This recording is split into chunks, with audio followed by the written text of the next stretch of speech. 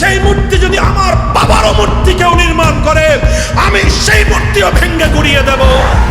উদ্বোধনের পরপরই নতুন আলোচনায় জুলাই জাদুঘর। জুলাই গণ অভ্যুত্থানের ইতিহাস ও আত্মত্যাগের স্মৃতি ধরে রাখতে নির্মিত এই জাদুঘরে হেফাজতে ইসলামের নেতাকর্মীদের নামে ও অবয়বে স্থাপিত ভাস্কর্য নিয়ে আপত্তি জানিয়েছে সংগঠনটি। ধর্মীয় মূল্যবোধের বিষয়টি বিবেচনায় নিয়ে এসব ভাস্কর্য দ্রুত সরিয়ে নেওয়ার দাবি জানানো হয়েছে।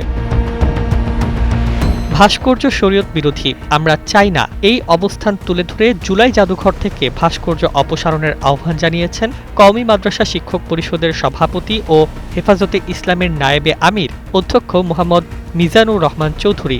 সোমবার গণমাধ্যমে পাঠানো এক বিবৃতিতে তিনি বলেন, কোনো ব্যক্তি, সংগঠন কিংবা ইসলামী দলের নেতাকর্মীর ভাস্কর্য নির্মাণ ইসলামী শরিয়াহ অনুযায়ী বৈধ নয়। বাংলা কিউআর, যেখানে নগদ পেমেন্ট সেখানে। সারা দেশে 10 লাখেরও বেশি মার্চেন্টে নগদে পেমেন্ট করুন খুব সহজে। কারো মর্যাদা, অবদান কিংবা রাজনৈতিক বা সাংগঠনিক পরিচয়ের কারণে এই বিধানের পরিবর্তন হয় না।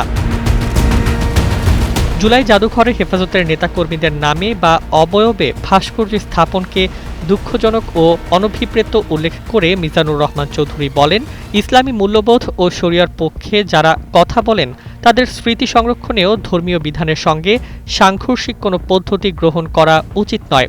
তবে ইতিহাস সংরক্ষণ কিংবা জুলাইয়ের আত্মত্যাগকে সম্মান জানানোর বিষয়ে কোনো আপত্তি নেই তার, বরং ভাস্কর্যের বিকল্প হিসেবে তথ্যচিত্র, আলোকচিত্র, লিখিত ইতিহাস, দলিলপত্র এবং জাদুঘর ভিত্তিক প্রদর্শনীর মতো পদ্ধতির কথা তুলে ধরেছেন তিনি। তার মতে এসব মাধ্যমে আন্দোলনের ইতিহাস ও আত্মত্যাগ যেমন যথাযথভাবে তুলে ধরা সম্ভব, তেমনি ধর্মীয় মূল্যবোধও অক্ষুণ্ণ রাখা যাবে।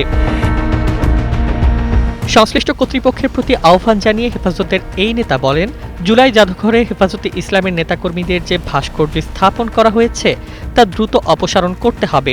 ভবিষ্যতে কোনো আলেম, ইসলামী ব্যক্তিত্ব কিংবা ইসলামী দলের নেতাকর্মীর ভাস্কর্য নির্মাণ না করারও আহ্বান জানান তিনি।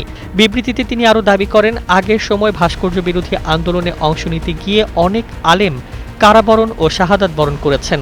তাই পরবর্তী সময়ে তাদেরই ভাস্কর্য নির্মাণ করা হলে সেটি তাদের ধর্মীয় অবস্থানের সঙ্গে সামঞ্জস্যপূর্ণ হয় না। জুলাই গণ অভ্যুত্থানের ইতিহাস ও আত্মত্যাগকে যথাযথ মর্যাদা দেওয়ার প্রয়োজনীয়তার কথা পুনর্ব্যক্ত করে মিজানুর রহমান চৌধুরীর বক্তব্য, স্মৃতি সংরক্ষণ হোক, ইতিহাসও থাকুক অম্লান, তবে সেই স্মরণ পদ্ধতি যেন ধর্মীয় বিশ্বাস ও দেশের সাংস্কৃতিক মূল্যবোধের সঙ্গে সামঞ্জস্যপূর্ণ হয়। এখন দেখার বিষয় জুলাই জাদুঘর কর্তৃপক্ষ এই ধর্মীয় আপত্তি ও ভাস্কর্য অপসারণের দাবির বিষয়ে কী সিদ্ধান্ত নেয়। News desk, 21 television.